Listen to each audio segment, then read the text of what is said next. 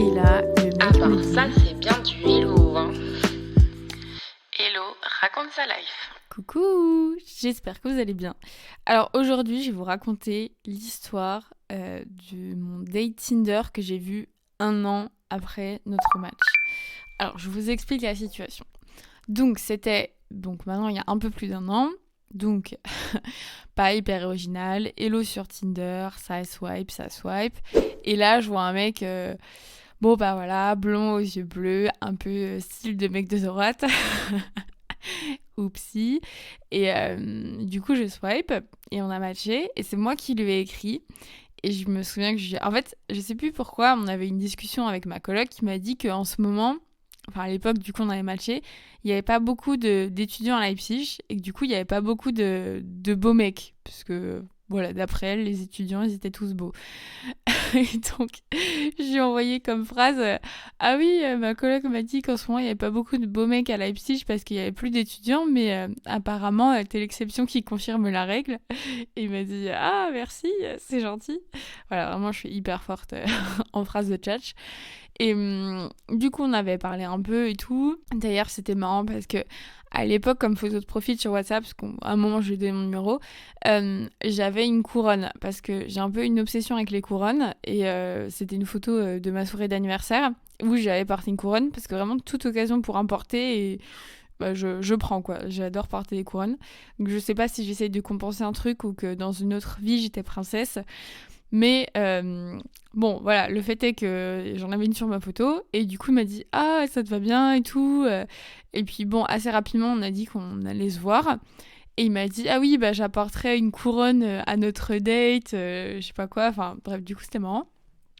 Et enfin, il était dans ses messages, en tout cas, vraiment cool et chou. Et enfin, voilà, ça se profilait bien.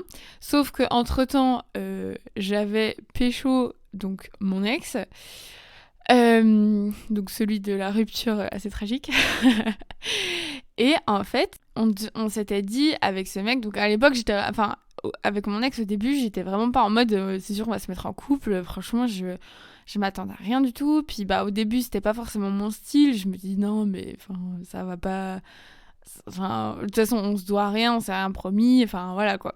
Puis moi, j'ai tellement l'habitude des mecs de Leipzig qui sont hyper ouverts, libérés, et qui veulent pas de relation avec moi, que voilà, je m'attendais pas à ce que ça devienne une relation. Enfin bref.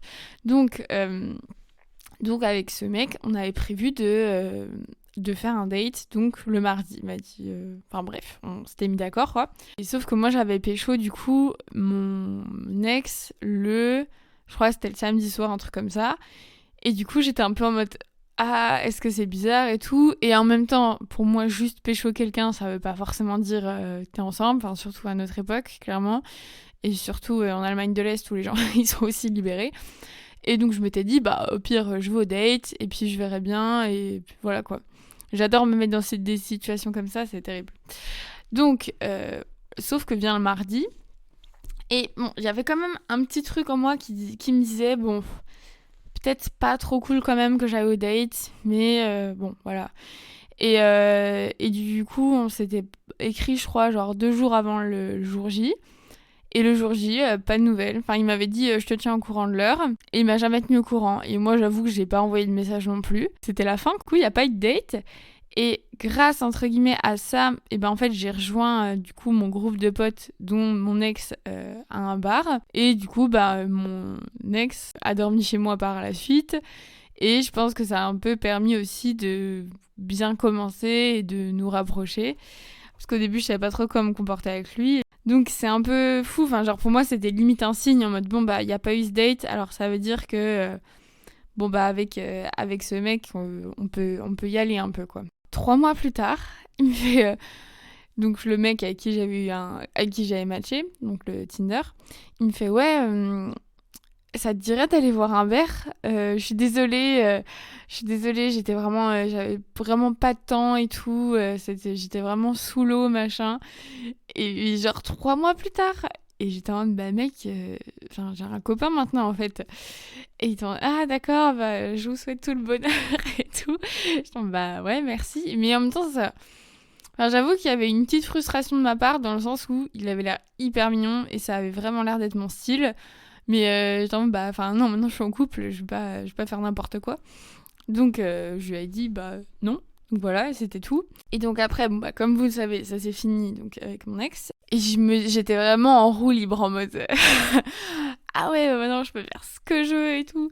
Même si en fait, j'ai toujours ce truc, enfin que j'ai encore d'ailleurs, de me dire qu'en fait, vu que je suis pas 100% passée à autre chose, genre est-ce que là, tous les trucs que je commence avec quelqu'un, genre si je date quelqu'un, est-ce que genre ça commence sur des mauvaises bases, genre on se fréquente pour des mauvaises raisons, et est-ce que du coup tous les gens que je fréquente là, genre est-ce que tout est voué à l'échec? Voilà, je me pose ce genre de questions parce que donc c'est une petite digression, mais il y a longtemps, en gros j'étais sortie avec un mec pendant c'était le mec de l'épisode, c'était un des premiers épisodes de J'ai vu mon ex au lac. Donc c'était ce mec, quand on s'est quitté, j'ai un peu douillé.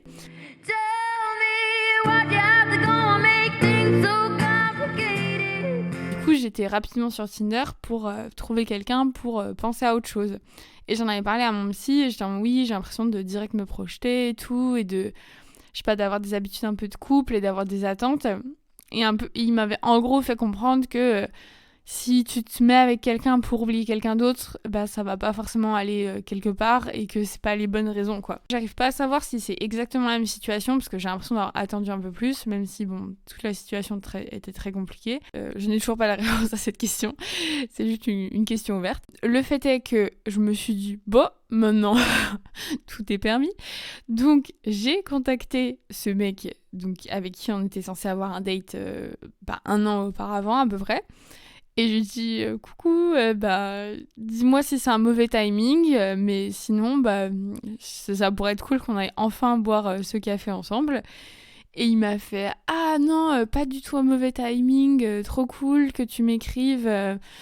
Bah écoute, ouais, avec plaisir. Du coup, bah, on a convenu d'une date. Et on s'est retrouvés dans un bar. Bon, il était clairement très mignon.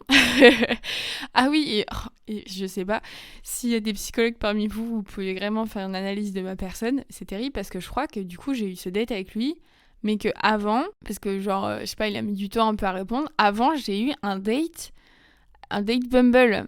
Et du coup, j'étais en mode, oh là là, ça se trouve, je vais devoir faire un choix entre les deux dates parce que... Bon, ça a pas trop l'air... Les deux ont pas forcément une vibe de mecs qui sont en relation libre et qui partagent leur plan cul, on va dire. Donc bref, j'avais eu un peu cette réflexion, mais je me suis dit, de toute façon, là, roue libre, je tente tout. Donc j'étais allée au date et ouais, franchement, très mimi. Et c'était hyper agréable parce que, genre, la conversation était hyper fluide. Genre, vraiment, c'était un mélange parfait entre... Il parle beaucoup, enfin, genre, il n'y a pas de blanc. Et en même temps, il me laisse parler aussi. Et franchement, c'était vraiment hyper agréable de parler avec lui. Et juste à des moments, c'était hyper étrange. Genre, il s'extasiait de trucs de fou. Genre, il s'extasiait beaucoup par rapport à des trucs que je trouve un peu normaux. Genre, on parlait du lac, je disais que oui, parfois j'allais toute seule. Je fais oh, mais les gens qui font des trucs, qui arrivent à faire des trucs tout seuls, je trouve ça vraiment génial. Ah, mais c'est vraiment super. Ou genre, je lui disais que je faisais souvent du sport, que là aujourd'hui j'avais couru 10 km. Oh, mais c'est super, mais c'est vraiment génial. Et genre, il était trop à fond, ce qui était assez marrant. On a bu nos 3 verres de vin. Au bout du deuxième, il était en mode t'en veux un? Genre, bon, allez. Et du coup, voilà. En plus, il a tout payé. Donc, j'avoue que d'habitude, je fais l'effort de partager. Mais à ce moment-là, enfin, déjà, je sais qu'il gagne très bien sa vie. Et j'avoue que j'avais pas forcément... je roulais pas sur l'or non plus parce que j'avais démissionné depuis quelques temps et j'avais pas repris de coloc. Donc voilà, moins gros salaire et plus gros loyer, donc c'était pas ouf. Et du coup, je me suis dit, bon, on va profiter du capitalisme. Hein. donc il a payé le verre. Et puis en fait, je lui ai dit, ah, tu rentres dans quelle direction? Et on rentrait dans la même direction, sauf que moi, j'étais en vélo. Mais du coup, je lui ai dit, bah, je marche avec toi. Et puis au moment de se séparer, et genre, oui, aussi sur le chemin, parfois, il touchait un peu mon épaule ou mon dos, enfin, en mode un peu contact physique. Mais c'était pas énervant, genre, et ça se voyait qu'il avait confiance en lui. Du coup, je trouve que c'était vraiment hyper bien fait, c'était très fluide. Donc voilà, et puis en plus, on se taquinait un peu, enfin franchement, c'était cool. Et voilà, et donc au moment de se dire potentiellement au revoir, il me fait ou sinon tu veux venir. Et moi j'étais en vrai, j'ai vraiment besoin d'aller aux toilettes, donc si t'as des toilettes, oui, je veux bien. Et évidemment que chaque personne a des toilettes chez soi. Enfin, on a de la chance d'habiter dans nos pays développés, c'est le cas souvent. Enfin, la plupart du temps, bon, bref. Et voilà, et du coup, on est allé chez lui. Donc, vraiment hyper cool, genre, tu veux boire un truc, machin, enfin, pas trop, je me suis pas sentie genre, obligée de je sais pas quoi. Et puis, à un moment, on rigolait de quelque chose, et puis on s'est rapprochés, et puis bon, clairement, on s'est embrassés. Après, bon, je pense que ni pour l'un ni pour l'autre, c'était une grosse surprise de ce qui allait arriver. Et du coup, nous avons fait l'amour, surprise. Et en fait, c'est très longue introduction pour quand même parler encore de cul, mais je trouve que c'est important. En fait, alors je dis souvent, j'ai déjà dit, faire l'amour comme un mec de droite, c'est genre, en gros, tu t'occupes que de ton plaisir à toi, et l'autre, tu t'en fous un peu, en mode égoïste. Mais je trouve qu'il y a aussi une autre version de faire l'amour comme un mec de droite, qui est plus dans la performance un peu. Et en fait, donc c'est peut-être, genre ça va pas forcément voir avec le bord politique, mais il y a un certain groupe de mecs qui sont un peu comme ça, je trouve. Et donc lui, en fait, c'était vraiment, genre j'ai l'impression qu'il avait appris une pièce de théâtre, on va dire, ou genre une manière de faire, et il faisait à sa manière. Et genre, en gros, pour me donner du plaisir, parce que quand même, il s'est occupé de moi, ben, c'était pas agréable. Et genre, plusieurs fois, je lui ai dit, non, bah, là, comme ça me fait mal. Genre, fais plutôt comme ça, fais plus doucement, fais plus ça. Et genre, il faisait au début un peu, et après, il recommençait, mais genre, c'était une brute, le mec. Et je dis, non, mais le clitoris, c'est pas un caillou, hein, c'est sensible quand même. Et du coup, je lui disais, genre, en allemand, en anglais, j'étais non, mais genre, pas aussi fort. Et il écoutait pas. Et genre, bien sûr que j'ai pas eu d'orgasme parce que genre, le mec, il était zéro à mon écoute. Et ça faisait un peu genre, il a appris un truc. Enfin, pour lui, ça a dû marcher. Ou après, je sais pas, hein, ça se trouve, les filles avec qui il était avant, elles simulaient, j'ai aucune idée. Ou il en a rien à faire. Je sais pas c'est quoi le pire entre un mec qui en a rien à faire de ton orgasme et un mec qui essaye mais qui t'écoute pas. Et genre qui fait sa technique à lui et qui veut même pas essayer de t'écouter. Parce que genre mec, évidemment que moi je sais comment je fonctionne et que je sais que là, ça nous mène à rien. Genre les deux on perd notre temps en fait. Et du coup ça m'a un peu saoulée. En fait il y avait un peu ce truc je trouve de domination. Et genre t'avais l'impression qu'il avait envie d'avoir le pouvoir et de dominer un peu, et je trouve que parfois ça peut être un peu malsain ces trucs là, donc tout dépend de comment l'autre personne se situe par rapport à ça, et enfin voilà, si les deux personnes sont ok avec, il y a pas de souci, mais je sais pas, moi là j'étais pas hyper fan, on va dire. Donc voilà, donc il y a un moment ça s'est fini, ça a duré hyper longtemps. Et dans mes souvenirs, en vrai, je pense pas que ça a duré si longtemps que ça. Voilà, après on s'est endormi. Oh, pardon. Fatiguée. Et le lendemain, en fait, il avait eu un premier réveil, mais en fait, il avait un jour de congé, donc il devait pas se réveiller. Et genre, moi, j'étais réveillée à 8h30, et à 9h, il était toujours pas réveillé. Puis je me suis dit, bah, en vrai, il travaille de fou, je vais lui laisser faire une grasse mat quand même. Donc bref, je suis partie vraiment en secret. Enfin, au début, j'hésitais et tout. J'ai envoyé des messages à des copines. Genre, je suis avec un mec, j'ai dormi avec lui hier soir et il dort encore. Tu penses que je devrais me barrer? Et je savais pas quoi faire. J'ai jamais fait ça de ma vie, moi. Ah si, une fois. Bon, bref, c'est une autre histoire pour une autre fois. Et donc j'ai rassemblé mes affaires vraiment genre discrètement. J'ai prié pour ne rien avoir oublié. Parce que, en soi, genre, je me suis dit, bon, je pourrais lui laisser une deuxième chance, mais enfin, c'était vraiment pas ouf, enfin, c'était pas agréable, quoi, ce qui s'est passé. Et donc, je suis partie. Après, je lui ai envoyé un message en mode, ah oui, bah, tu dormais tellement bien, j'ai pas voulu te réveiller. Il dit, ah oui, c'est gentil. Et après, il était en mode, bon, j'aimerais vraiment bien te revoir. Et alors, j'avais quand même l'autre date en parallèle, mais je me suis dit, bon, voilà, je suis exclusive avec personne, donc j'ai le droit. Et du coup, j'étais en mode ok. Et on devait se voir le lundi, donc de la semaine d'après, je crois. Et du coup, ils se sont dit, bon bah ok, lundi. Et ah trop bien, j'ai hâte. Et puis on avait déjà convenu d'un lieu. Et il m'a dit, bon bah par contre je travaille avant, mais je te dis quand j'ai fini ma réunion. Puis même genre ouais 2 jours avant, il m'a dit, ah j'ai hâte de te revoir, genre avec le petit smiley bisous cœur. Enfin vraiment en mode, le mec était intéressé quoi. Enfin moi j'étais en mode, bah, ok, mais j'étais pas si à fond que ça. Enfin bref, du coup il avait l'air intéressé. Et le lundi... il me redit, bon bah je te dis l'heure à laquelle je finis. Bah il m'a jamais redit. Exactement comme un an auparavant. Je n'ai pas une nouvelle. Et du coup, au début, j'étais en mode... en plus, je m'étais toute préparée et tout. Et à un moment, je lui dis bon bah, enfin là, c'est trop tard pour moi. Non, genre, je veux pas... Enfin, en plus, c'est en hiver, il fait nuit hyper tôt et tout. J'avais la flemme. Enfin, j'étais en mode non, bah, je vais pas me mettre en route à 21h, quoi. Et il m'a dit, ouais, bah... Enfin, non, du coup, il m'a même pas répondu. Et le lendemain, il m'a fait, ouais, je suis trop désolée et tout. On a eu la réunion hyper longtemps. Après, je suis rentrée chez moi, j'étais claquée. Et du coup, je lui dis, mais mec, enfin, genre, t'aurais pu juste envoyer un message, ça dure 3 secondes, de dire, bah non, pas ce soir. Et oui, c'est vrai, mais je suis vraiment désolée et tout. Et je me demande si, je crois que oui, il y a eu un autre date aussi où il s'était passé ça. Genre, il devait me redire. Et puis, au dernier moment, il m'a dit, ah bah non, finalement, ça va finir trop tard. Et après, à 22h, ah bon, bah voilà, j'étais fatiguée, mais maintenant, je suis au lit, je peux pas dormir. Et je t'en bah oui, bah c'est ta faute. Enfin, donc ça, c'était avant. Et oui, le dernier date où il m'a dit, ah oui, enfin oui, il m'a pas répondu. Et le lendemain, il m'a dit, ah ouais, je suis désolée, j'ai vraiment merdé. Bah, j'étais en mode, bah oui.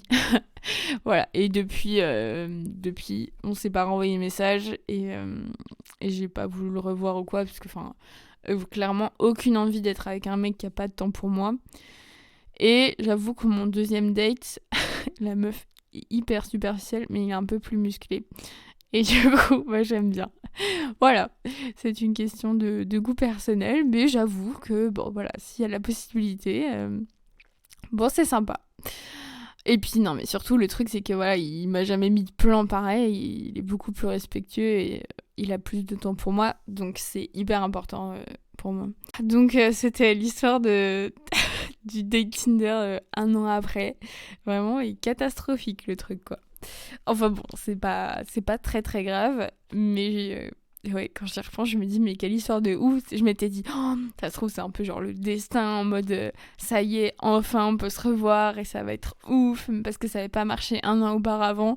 Et là, genre, non, clairement, j'avais pas forcément perdu grand-chose. Morale de l'histoire, bah, quand même, toujours essayer, je trouve, quand on est avec un mec et qu'on couche avec, genre de communiquer et de dire ce qui nous plaît ou pas.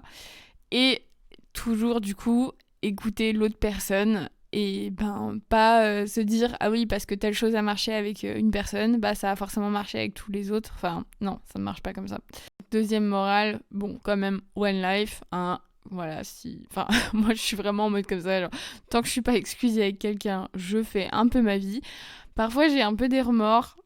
Enfin, des remords. En vrai, non, pas de fou. Mais je me dis, bon, je sais pas trop si ça se fait.